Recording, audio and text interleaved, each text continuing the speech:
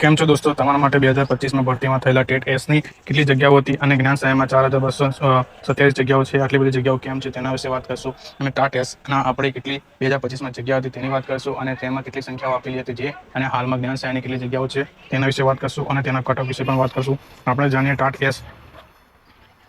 એસમાં આપણે કેટલી જગ્યાઓ રહેલી છે તેના વિશે આપણે વાત કરીશું. 2025માં આપણી આ સરકારી જગ્યાઓ છે, સરકારી જગ્યા છે, બરાબર. સરકારી જગ્યા છે તેમાં આપણે ગણિતના જોઈએ તો ગણિત વિજ્ઞાનના કેટલી જગ્યાઓ હતી. ગણિત વિજ્ઞાનમાં ગ્રાન્ટેડમાં 1164 હતી અને સરકારીમાં 684 એમ કુલ કરીને 2148 જગ્યા હતી. તેવી રીતે સમાજ વિજ્ઞાનમાં 821 અને 419 સમકક્ષ 1240. તેની કમ્પેરિઝનમાં હાલમાં જોઈએ તો જ્ઞાન સહાય સંખ્યામાં ઘટાડો જોવા મળ્યો છે, તે આપણે ખાસ જોશું. તેથી તે પ્રમાણે જ્ઞાન સહાયમાં બી જોવા જઈએ તો 1240ની જગ્યાએ 823 જગ્યાઓ છે, તે ખાસ છે. તેનામાં કોઈ વધારે માહિતી નથી. બીજી વાત કરીએ તો ગુજરાતીની 666 જગ્યાઓ છે. તે જ પ્રમાણે જોઈએ તો સેમ જગ્યા રહેશે એટલે કટ ઓફની બી સંભાવના સેમ રહેવાની છે. તે પાછળ વર્ષ કટ ઓફ બી જોવાના છે, તે માટે બન્યા રહેજો. આપણે વાત કરીએ અંગ્રેજીની સંખ્યાની વાત કરીએ તો 1400 થી 1300માં કંઈ ખાસ ફેરફાર નથી જોતાયો. હિન્દીમાં બી સેમ જ છે, એ વધી બી શકે છે હજુ. સંસ્કૃતિની વાત કરીએ તો 161 144 એ બી કશો વાંધો નથી. કોમ્પ્યુટરની જગ્યાઓ જોઈએ તો 48 થી 78 થી 63 એમાં બી ખાસ વધારો નથી.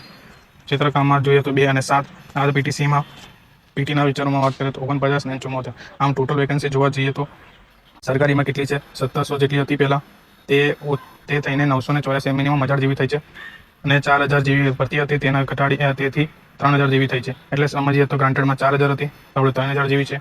પહેલાં 1700 જેવી હતી, જે 1000 જેવી છે, બરાબર. અને તેનું કટ ઓફ મેરિટ એની આસપાસ રહેવાનું છે તેવી અપેક્ષા રહેશે. તે આપણે કટ ઓફની બી વાત કરી લઈએ. કટ ઓફ કેવું રહ્યો હતો 2025 પ્રમાણે ભરતી થયેલી કટ ઓફનું મેરિટ આવેલું છે.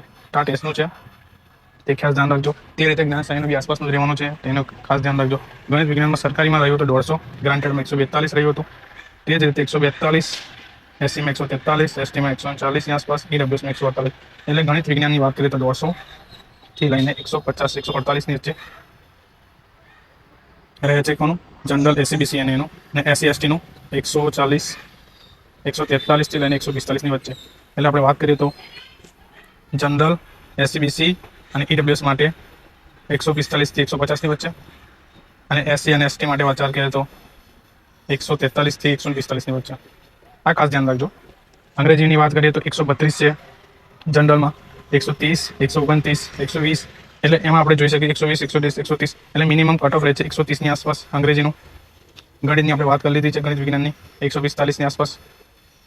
સમાજ વિજ્ઞાનની વાત કરીએ તો 138, 126, 136, 129, 130. એટલે મેરિટ 135, 5+5- ની આસપાસ રહે છે સમાજ વિજ્ઞાનનો. ગુજરાતીની વાત કરીએ તો 156 સૌથી હાઈએસ્ટ રહે છે, 150+ જ જાય છે, તેનું ખાસ ધ્યાન રાખવું. સંસ્કૃતિની વાત કરીએ તો 154, એમાં બી હાઈએસ્ટ રહેશે, એ બી 150, તેનાથી નીચે અથવા તેનાથી ઉપર 5+5- ની આસપાસ રહેશે.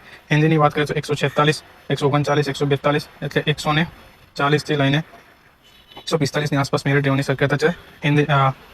હિન્દીની પીટીની વાત કરીએ તો 145, 150, 145, 142ની આસપાસ રહે છે, તે ખાસ ધ્યાન રાખશું. કોમ્પ્યુટરમાં 156, 145, 140, 145+ની આશા રાખશું. આવી જ રીતે આપણે બધાનું જોઈ લીધું છે. સરકારી અને ગ્રાન્ટેડમાં, સરકારીમાં વધારે જ રહે છે, તે જોઈ લેજો. ગ્રાન્ટેડ શાળામાં થોડું નીચું પણ રહી શકે છે, ઠીક છે. આવી રીતના ટેટ એસની આપણે સંભવિત મેરિટ લિસ્ટ જોઈ લીધી છે, એમાં જગ્યાઓ પણ જોઈ લીધી છે. અને કંઈ કન્ફ્યુઝન હોય તો ખાસ કરીને જણાવજો, શેર કરજો, લાઈક કરજો અને સબસ્ક્રાઈબ કરજો ચેનલને. કંઈ ભૂલ થઈ હોય તો માફ કરજો. Thank you.